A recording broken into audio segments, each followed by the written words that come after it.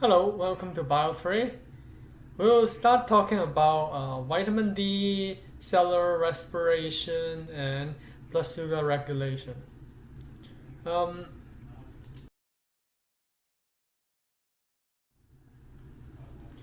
we'll talk about vitamin D and vision because vitamin D, as you know, that um, exposure of sunlight and then our skin will make vitamin D. That's like a common sense, but we'll go into details about this. And also for the vision, how can we see things? Because in our eyes, in the retina, we have a light sensitive molecule called retinal. That is, it will absorb light. Then we can see things. Basically, that's the basic mechanism. We talk about making synthesis of vitamin D and also detecting sunlight by retinal because we just finished photosynthesis. Photosynthesis is a way that plant uses photon or sunlight to make sugar. Now we talk about the sunlight on animal, on human being. For example, our skin absorbs sunlight to make vitamin D, and our retina absorbs sunlight so that we can see things. So basically, it's like a transition from plant into animal. So as a good transition from plant to animal, from photosynthesis, now we talk about the making of vitamin D from our skin. Is it a form of photosynthesis in human? I like this. It's a very good analogy because human being, we absorb sunlight and then our skin will make a vitamin D. It's very similar to plant. Let's give you a brief review of what we learned early in the semester. Remember, early in the semester, we learned about 4 major types of food, or 4 macro molecules, or 4 biological molecules, or simply 4 major types of polymers. One type of polymer is called lipid, and then within lipid, we have one subtype of lipid is called cholesterol. And here we have a cholesterol molecule here. It's called 7-dehydrocholesterol. 7-dehydrocholesterol.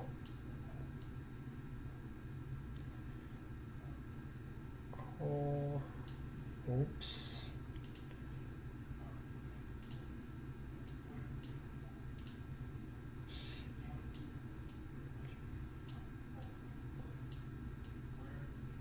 Cholesterol. 7-dehydrocholesterol, okay? And it has, as I hope you remember, well, one subtype of lipid is called steroid. And one example of the steroid is cholesterol. And when we talk about steroid, we said that what is the characteristic of steroid? If you remember, I'll be very happy. Steroid, they have 3 hexagonal ring here. 1, 2, 3. So 3 hexagonal ring, and then 1 pentagonal ring here. So that is a characteristic of a cholesterol, and this cholesterol is called 7-dehydrocholesterol. You can find this cholesterol on from our skin. And then with the exposure of UV light is basically, well, the same UV light we use to identify authentic or fake money or banknotes money. So UV light occur in our normal daily sunlight. It's just that we cannot see it. It is out of our visible light spectrum. So UV light will, because UV light is a high energy electromagnetic wave. It's a high energy electromagnetic wave. The high energy UV light will give the 7-dehydrocholesterol enough energy to transform and it will transform into this so-called vitamin D. This vitamin D is actually a prohormone. It's an inactive hormone, inactive vitamin D.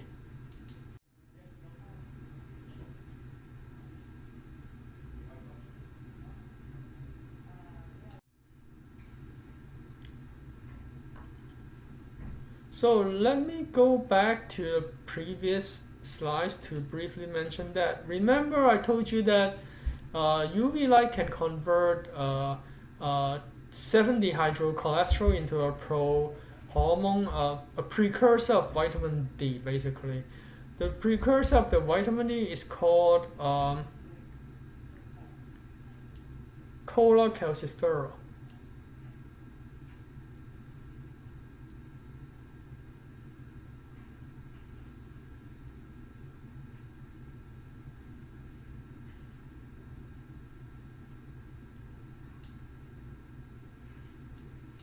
Cholecalciferol.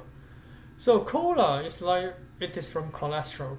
Calciferol is like, okay, it's you will see that cholecalciferol will be converted by liver into a different prohormone, and then your kidney will convert this prohormone, the second prohormone, into the active vitamin D. So cholecalciferol is like the first inactive, or you can call it a precursor vitamin D, and it is cholecalciferol is made by 7-dehydrocholesterol, which can be found in our skin. Human makes vitamin D, 90% of the vitamin D needed, mainly to keep our bone healthy. Yes, vitamin D, traditionally we believe that vitamin D helps to increase the absorption of calcium in our intestine. So it enhances the absorption of calcium in our intestine, and then it occurs in animal skins and in milk.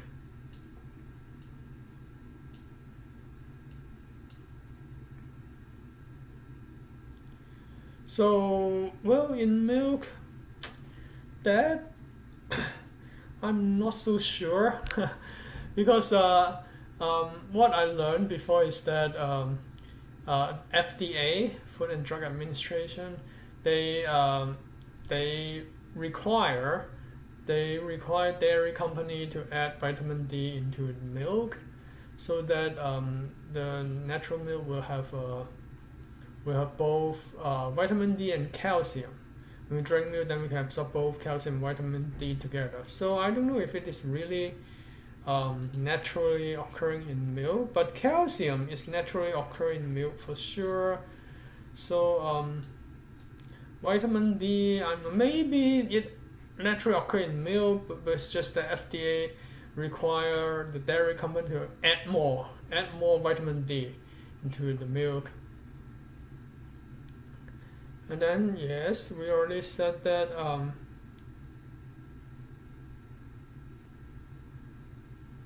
expose milk directly to UV light. Well, this is kind of interesting.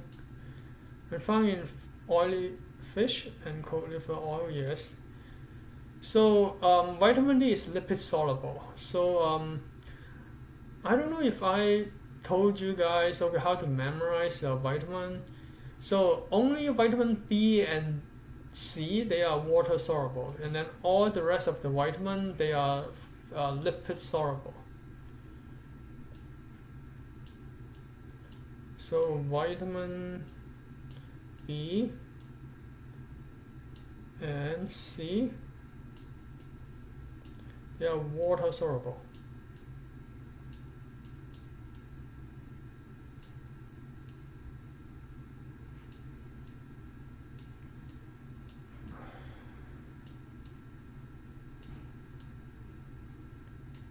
And then the rest of the vitamin, they are lipid soluble. So vitamin D is also lipid soluble. So what if we don't get enough vitamin D? We'll get, as I said, that vitamin D increase calcium absorption in the intestine. So When we don't get enough vitamin D, we'll get something called ricket. Basically like soft bone. So what happened is that when the bone is soft, you can see that the kid here, the upper body weight is heavy enough to compress the bone of the leg so that the leg becomes what we call bowed leg. It bend forward or it bend inward. They don't get enough vitamin D, so that the body cannot absorb enough calcium that makes their bone soft. So one of the symptoms of ricket is a bowed leg. Said that Northern European because they don't have much sunlight exposure. As a matter of fact, I heard that from the news saying that nowadays kids in America, they also have increase of the incidence of ricket. Why is that? Because one, they don't like to drink milk. Two, they stay home to play video games all the time. In the past, the parents always tell their kid, okay, go out and play. Whenever they go out and play, they expose their skin into sunlight and they make enough vitamin D. Now they don't drink milk and they stay home to play video game all the time. They don't get enough sunlight, they don't get enough vitamin D, both from sunlight and from the milk. So there is an increase of ricket in the US nowadays.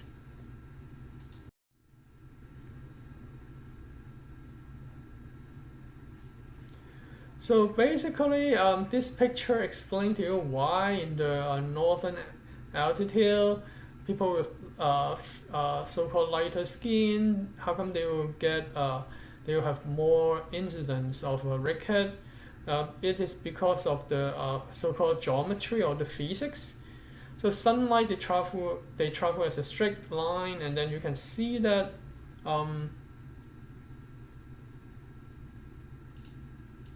in here, okay, travel through straight line. But our planet Earth is a sphere. So the more to the north, the more diffuse and larger area the sunlight cover. But the more to the equator, then the more concentrated smaller areas cover. So that's why people who live in the north they have lighter skin, then they don't get that much sunlight because the amount of sunlight has to cover a larger surface area that kind of weaken or diffuse the sunlight. But in the equatorial region, in the area around the equator, sunlight is more direct and is more focused or concentrated. It's mainly due to the spherical shape of the Earth and the properties of light that travel a straight line. Okay, so is vitamin D a vitamin or hormone? So I briefly mentioned that the vitamin D that our skin make after exposure to sunlight is something called prohormone or inactive hormone. So it gives you an idea. But the official answer to this question is that vitamin D is both a vitamin and a hormone. So